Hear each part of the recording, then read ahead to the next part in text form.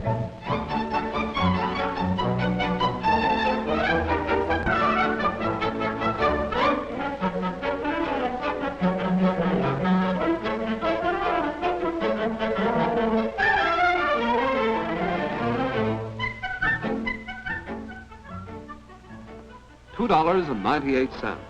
That's how much money it will take to buy a gallon of paint. It's Friday morning and Tom Havens is to buy the paint after school today. To make the purchase, his father gives him a $5 bill, a crisp, new $5 bill that he received at the bank yesterday. This particular piece of money is just starting in circulation. What will happen to it? What will it be used for? What can money be used for? What is money, anyway? After school, the $5 bill goes to a hardware where Tom uses it to buy the paint. This is one of the most common ways in which we all use money, as a medium of exchange for goods. The clerk naturally accepts the money, and he gives Tom a smaller amount of money in change. And so the $5 bill has found its way into this cash register. But it doesn't stay long. It's going to be used to pay Mr. Kelly, an electrician, for work he has just done in the store. The store is not paying for wire or fixtures, but for the electrician's special services.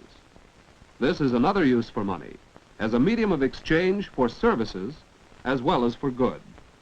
The $5 bill is moving fast. That's because it's so convenient to use in business transactions. In fact, it's hard to imagine doing this without money. Yet for thousands of years, people did get along without money. In primitive days, living was simple and each family produced whatever it needed. The first kind of business was barter. A good stone cutter, for instance, might make a few extra tools and simply trade them for furs and other things he wanted. It was easy. There was no need for money. Even today, barter has its place. Not long ago, Tom Havens got a spotlight for his bike by trading a catcher's mitt for it. Swapping like this works well between friends. But what would you trade in a hardware store for a gallon of paint? And how would the store owner get the paint and the other goods he sells? What could he trade with all the people who had a hand in transporting the goods to his store? What could he possibly swap with all the stockholders of the hundreds of factories that produced the goods? How could he barter with every individual workman who played a part in the manufacture of each article? No, life today is too complex. People are too dependent upon each other. Jobs are too highly specialized for us to do business by barter. And that's why we depend on money as a quick and easy medium of exchange. Thus, instead of doing a certain amount of electrical work in exchange for gasoline, Mr. Kelly pays for the gas with, yes, the same $5 bill he received at the hardware store. This convenience of modern money has evolved from an age-old search for a satisfactory medium of exchange. Out of the simple barter of primitive people, spearheads became one of the first articles used as money. Shells have also served as money. Wampum was used by the American Indians. And hundreds of other articles have been money to various people at various times. But none of these met all the requirements of good money. Money should be something of value. Yet who but a huntsman has any use for spearheads? The value should be obvious and uniform. Who but an expert knows what this fur pelt is worth? Money should be easy to carry about. Metal rods certainly aren't. Money should be divisible. How do you make change when the price is half a cow? Money should be durable. Too much salt money got caught in the rain.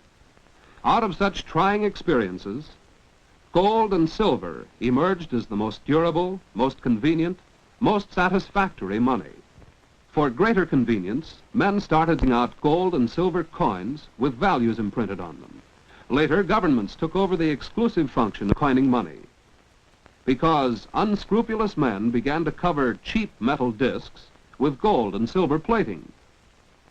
So today in the United States, any money is counterfeit and so worthless unless issued by the federal government, and anyone who knowingly tries to spend counterfeit money may be fined a large amount and sent to jail. The coins we use are made in one of the 3 mints of the United States Treasury, located in San Francisco, Denver, and Philadelphia. And from the Bureau of Engraving and Printing in Washington comes our paper money, including, of course, the $5 bill of this story. This represents the final stage in the evolution of modern money.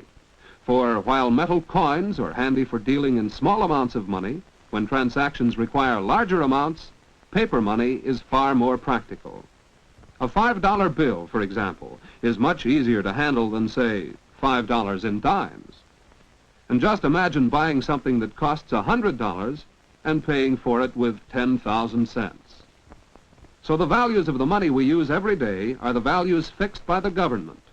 The paper bills and even the coins are not in themselves actually worth the amounts they represent. Their face values, however, are guaranteed not only by huge reserves of gold and silver, but by the stability of the government, which fixed those values. As long as people remain confident that our government is strong and secure, they will continue freely to accept and spend its money without questioning the value, as they have done with our $5 bill, which is now about to move again, because Mrs. Moore has come in to cash a check. A check is not money. It is one kind of substitute for money. Its value is guaranteed not by the government, but by the person who signs it. Since the man at the filling station knows Mrs. Moore, he is willing to take her word that she has enough money in the bank to make the check good, so he cashes it for her. Saturday morning finds the $5 bill still in Mrs. Moore's purse. How will she use it? Good morning. May I help you? Yes.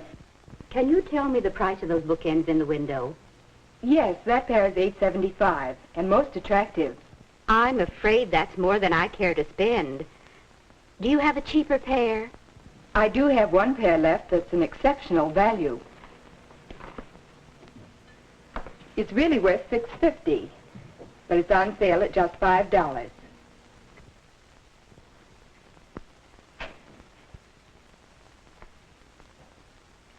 I'll take them, please. They're very good looking and certainly worth $5. Worth $5. Yes, since the value of our money is fixed by the government, we use it as a standard for measuring other values. So money is not only a medium of exchange, but also a standard of value. At 1 o'clock Saturday afternoon, the $5 bill is transferred from the cash register in the gift shop to the pay envelope of Virginia Hiatt, the clerk who sold Mrs. Moore the bookends. And when Miss Hiatt goes to spend the bill, she learns how money serves still another purpose. Hello. Do you want to make another payment on your radio? Well, yes. But I see the price has gone up since I bought it. Well, don't worry about that. You have to pay only the original price of $30. Oh, I'm glad to hear that. Your balance is just $15. I was so sure the price when I bought it was only $30. So we see how money serves as a standard for future payments, a yardstick by which we measure the value of anything bought or sold to be paid for in the future. But what of the $5 bill? Soon its adventures take a strange turn. This radio shop is where Tom Havens works after school and on Saturdays. And when he's finished for the week, he gets a $5 bill. As we have seen, it could be the same $5 bill his father gave him to buy the paint. And where did his father get it? From the bank, and it's going back there. Tom deposits the $5 bill in his savings account. He deposits his money every week, storing it up for his future needs. This way, he's using money as a storehouse of value. Thus, our $5 bill has completed one round trip from the bank and back. Tom first used it as a medium of exchange for goods. Mr. Kelly received it as a medium of exchange for services. It was convenient for him to carry around and use for any business transaction. And no one ever questioned that it was worth $5 because its value has been fixed and guaranteed by the government. When Mrs. Moore made her purchase, she used money as a standard of value. And Miss Hiatt found that money is also a standard of future payments. When the bill returned to Tom, he used it as a storehouse of value. Now it's back in the bank, but it will pass through many, many more hands before it is worn out and withdrawn from circulation. It may even go along with some world traveler who will soon exchange it for an equal value of money of some other nation.